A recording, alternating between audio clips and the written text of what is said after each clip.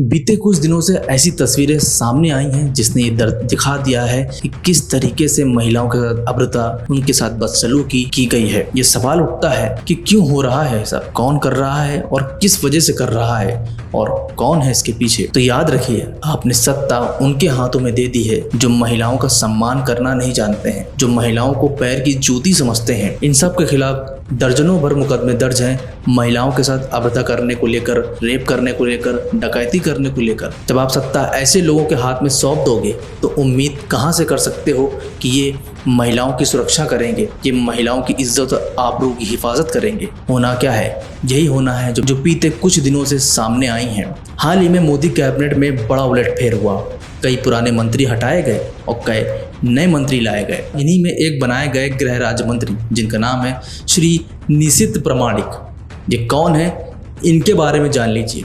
ये वो शख्स हैं जो हत्या, डकैती, लूट, महिलाओं की इज्जत के साथ खिलवाड़ करना और न जाने कितने गैर जमानती मुकदमे दर्ज हैं, लेकिन इनको गृह राज्य मंत्री बना दिया गया है। अब ये पुलिस को संभालेंगे, अब ये पुलिस को ऑर्डर देंगे। कल तक जो पुलिस इनके खिलाफ केसेस की जांच कर रही थी, मगर अब इनके खिलाफ कोई जांच नहीं होनी है। सोचिए कि जो हत्या का आरोपी हो, जो डकैती का आरोपी हो, जो लूट, महिलाओं की इज्जत से खिलवाड़ करने का आरोपी हो, जिसके पर गैर जमानती न जाने दर्जनों मुकदमे चल रहे हों, उसको मोदी साहब उठाकर गृह राज्यों की जिम्मेदारी सौंप देते हैं। तो अब आप क्या उम्मीद करते हैं पुलिस से या शासन से या प्रशासन से कि वो आपकी हिफाजत करे? जब कुर्सी डकैतों के हाथ में, महिलाओं की इज्जत लूटने वालों के हाथ में चली जाएगी तो होना क्या है, जो बीते कुछ दिनों से तस्वीरें सामने आई हैं। मोदी जी ने जरा भी नहीं सोचा कि हम किसको गृह राज्य मंत्री बना रहे हैं। जो न जाने कितने गैर जमानती मुकदमों में मुजरिम हैं, उसको उठाकर केंद्रीय मंत्रिमंडल में शामिल कर लिया, उसको उठाकर गृह राज्य मंत्री बना दिया। जो महिलाओं की इज्जत के साथ खेलता है, लूटपाट करता है, हत्याएं करता है, डकैती करता है, उसको देश संभालने के लिए अपनी कैबिनेट में शामिल कर लिया। तो अब तो देश को ऊपर वाला ही बचा सकता है इनके हाथों से।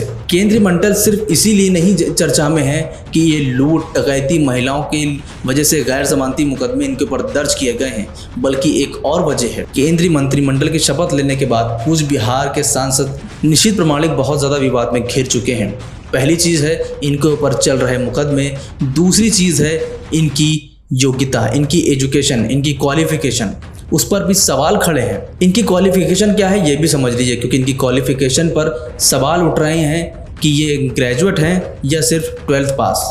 लोकसभा की वेबसाइट के अनुसार सांसदों की जो वेबसाइट होती है उस पर इनकी योग्यता BCA यानी कि बैचलर ऑफ कंप्यूटर एप्लीकेशन दिखाई गई है, लेकिन चुनाव में खड़े होने के लिए जो हलफनामा दिया था उसमें इनकी योग्यता सिर्फ माध्यमिक लिखी हुई है।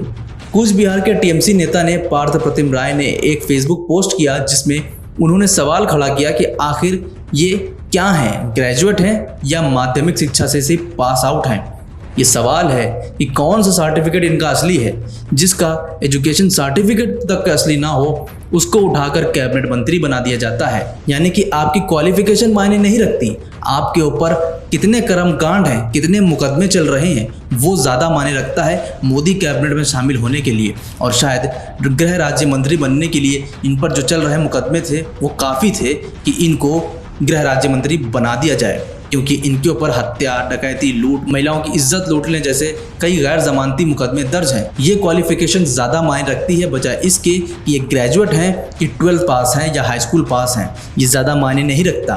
मायने ये रखता है कि मुकदमे कितने चल रहे हैं, देश को बर्बाद करने में आप कितना योगदान कर सकते हैं, महिलाओं की इज्जत के साथ खेलने में आप कितना योगदान कर सकते हैं, हत्या कितनी कर सकते हैं, डकैती कितनी कर सकते हैं, लूट कितनी कर सकते हैं।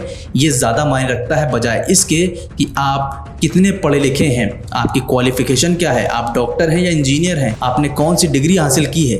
ये मायने नहीं रखता, क्योंकि मोदी कैबिनेट में शामिल होने के लिए आपको मुजरिम होना ज़्यादा ज़रूरी है।